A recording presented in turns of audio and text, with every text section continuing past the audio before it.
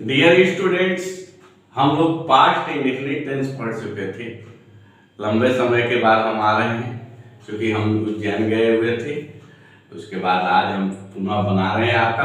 आज हम लोग पढ़ेंगे पास्ट कंटिन्यूअस टेंस। बहुत अच्छा टेंस है पास्ट कंटिन्यूअस टेंस, हम पढ़ने जा रहे हैं। आप इसको पूरे ध्यान से पढ़िएगा, पूरे वीडियो को देखिएगा।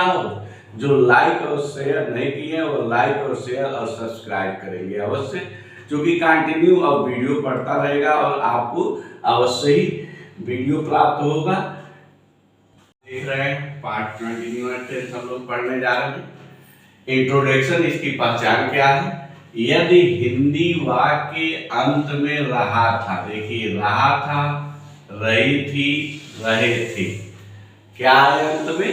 रहा था, रही थी, रहे थे, आदि आए तो वह वाक्य पास्ट कंटिन्यूअस टेंस में होगा। आपसे कोई पूछे पास्ट कंटिन्यूअस टेंस की हिंदी में क्या पहचान है, तो आप कहेंगे कि यदि हिंदी वाक्य अंत में रहा था, रही थी, रहे थे, आदि आए तो वह वाक्य पास्ट कंटिन्यूअस टेंस में होगा।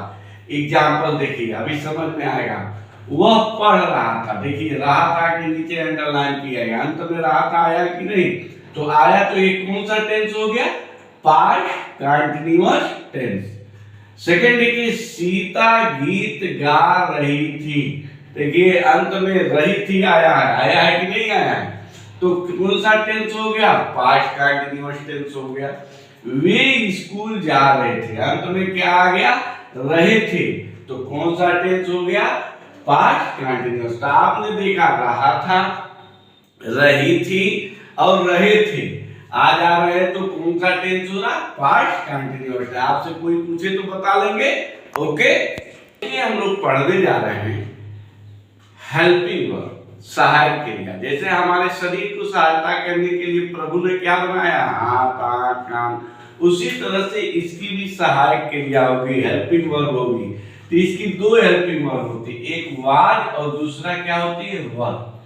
कोई आपसे पूछे what is the helping verb of past continuous tense, तो आप क्या कहेंगे? Was and were. अब दो हेल्पिंग वर्ब है, एक साथ यूज होगी नहीं, तो देखिए use of was and were. Was और वर का प्रयोग कैसे करेंगे आपको मैं दिखा रहा हूं। ठीक है, नंबर 1 सब्जेक्ट। सब्जेक्ट माने जो करता है। आई, ही, सी, एक व्यक्ति, एक वस्तु तथा एक जानवर के साथ हेल्पिंग वर्ब वाज का प्रयोग करते हैं। अतः एक वचन सिंगुलर नंबर कर्ता के साथ हम वाज का प्रयोग करते हैं। आई को पास्ट टेंस में एक वचन सिंगुलर नंबर एक वचन कर्ता माना जाता है, इसीलिए आई के साथ हेल्पिंग वर्ब वाज का प्रयोग करते हैं। ये आप ध्यान दीजिए। अब देखिए सब्जेक्ट वी, वी माने हम, वी, यू, दे, एक से अधिक व्यक्ति, एक से अधिक वस्तु, एक से अधिक जानवर के साथ हेल्पिंग वर्ब क्या यूज करेंगे? वर्ब। आपने देखा एक व्यक्ति है, एक वस्तु है, एक जानवर है, या ही है, सी है, इट है, तो हेल्पिंग वर्ब क्या ले रही है? वाज। अब देख रहे हैं जब सब्जेक्ट करता आपका वी, यू, दे, एक से अधिक व्यक्ति रह रहे हैं, राम और श्याम, सीता और गीता, इस तरह एक से अधिक जानवर रह रहे हैं, एक से अधिक वस्तु रह रहे हैं, तो आप हेल्पिंग वर्ब क्या यूज कर रहे हैं? वर्ब। तो वाज वर्ब का प्रयोग आपको समझ में आया। अब देखिए finite verb, main verb, verb का first form V1 plus ing, अर्थात आपसे पूछा जाए पास्ट कंटिन्यूअस टेंस में मुख्य क्रिया के किस फॉर्म का प्रयोग करेंगे, तो आप क्या बताएंगे बच्चों? वर्ब का first form plus ing। Clear हो रहा है ना? लोग पढ़ने जा रहे हैं अफर्मेटिव सेंटेंस। डियर स्टूडेंट्स, क्या आप पढ़ेंगे ट्रांसलेशन कैसे बनाएंगे? तो अफर्मेटिव सेंटेंस हम लोग स्टूडेंट्स, अब हम लोग ट्रांसलेशन बनाने के फार्मूला पढ़ने जा रहे हैं। सबसे पहले हम लोग पढ़ेंगे अफर्मेटिव सेंटेंस। आप देख रहे हैं सबसे पहले फार्मूले में देख रहे हैं सब्जेक्ट, जो भी सब्जेक्ट रहेगा, जो भी कर्ता रहेगी उसकी इंग्लिश लिखेंगे। उसके बाद हेल्पिंग वर्ब लगाएंगे। वाज या वर्ब से जो भी यूज होगा, वर्ब का first form plus ING, object complement.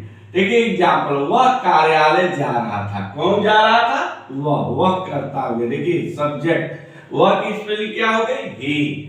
अब देखिए ही एक वचन है, इसलिए उसके साथ हेल्पिंग वर्ब क्या यूज करेंगे? वाज। He was. अब देखिए वर्ब का फर्स्ट फॉर्म, अंत में जा रहा था, मुख्य क्रिया ये है तो जाना का गो में आईएनजी। देखिए गोइंग, ही वाज गोइंग। अब इसके पीछे आ जाइए, कहां जा रहा था? कार्यालय। He was going to office. में बार बार कहता हूं ट्रांसलेशन आप पीछे से बनाए, कितना भी बड़ा रहे।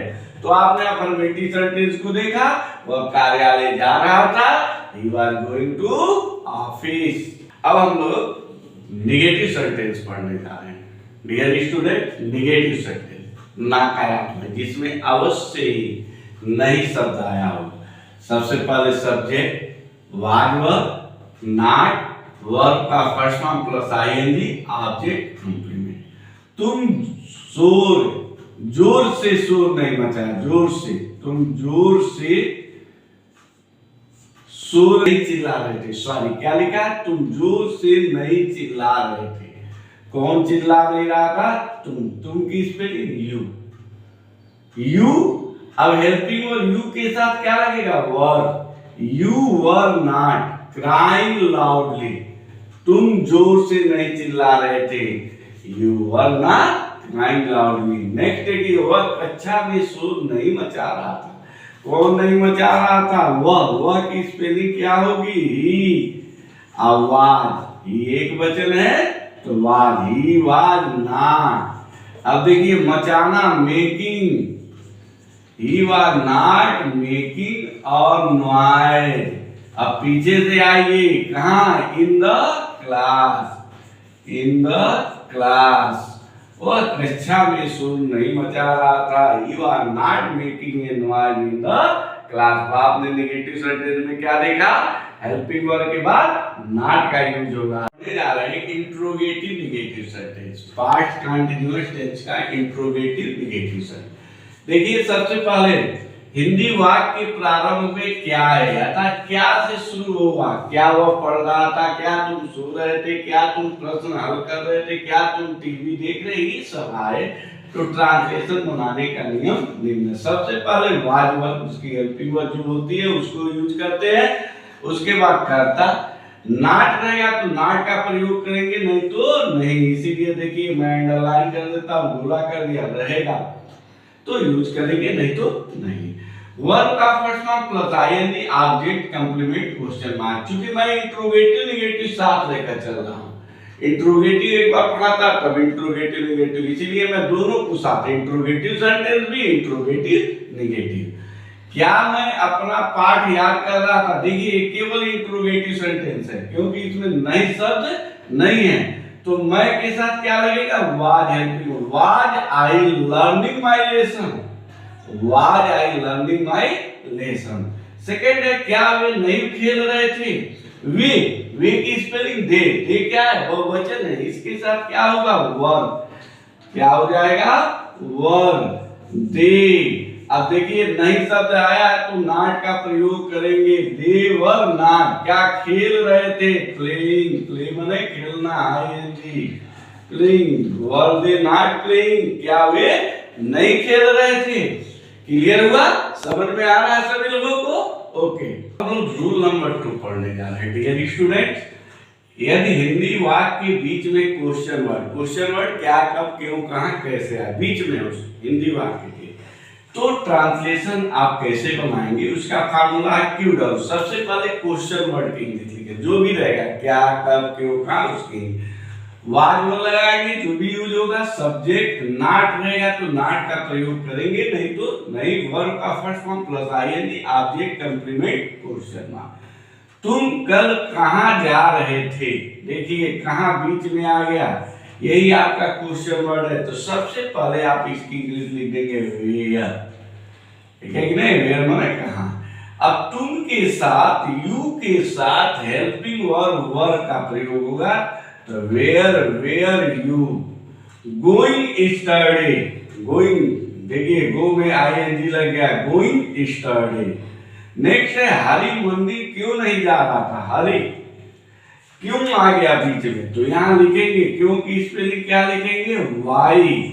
अब हरि एक वचन है तो वाज, वाई वाज, हरि।